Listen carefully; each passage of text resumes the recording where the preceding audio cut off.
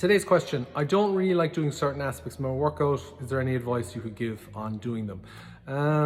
Look, the thing is, certain movements, for whatever reason, people don't like them. And look, if it's a mental block to you training, then I would personally advise you remove the movements. For example, I have a very tenuous relationship with front squats. I really don't like them that much.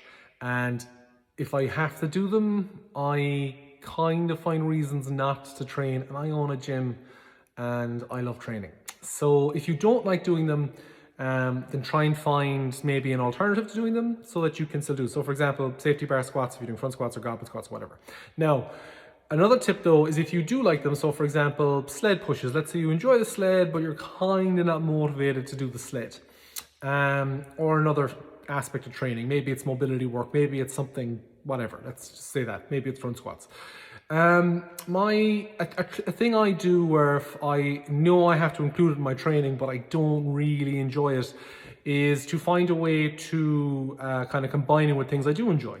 So for example, yesterday I wanted to push the sled for anaerobic training, get my heart rate up and work my legs, but I didn't really want to do it because I was kind of tired. So what I did was I combined it with push-ups, which I enjoy. I work my chest, and bicep curls, which who doesn't enjoy bicep curls, for my biceps. So the goal was to do the sled for 10 sled pushes in a space of time, but to rest at the end, to take the monotony out of it mentally, I would put push-ups at one end of the sled track and I would put bicep curls the other. So I push the sled, do my set of bicep curls, push it back, do my set of push-ups. And the bicep curls and push-ups weren't that taxing.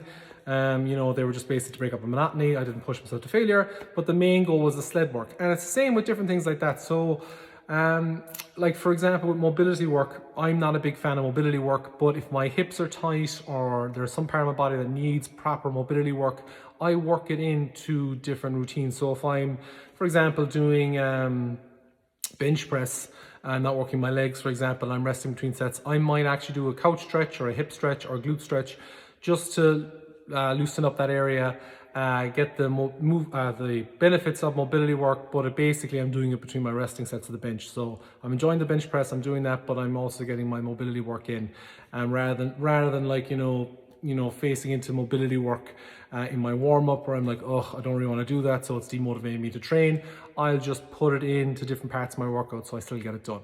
And that's a very handy way of getting around certain aspects of training, is just it's like if you don't like vegetables, it's like mixing up your vegetables into soup or something just to get them into your diet. Basically you just you mix in things you don't like into workouts you do like, so you still get the kind of benefits you need.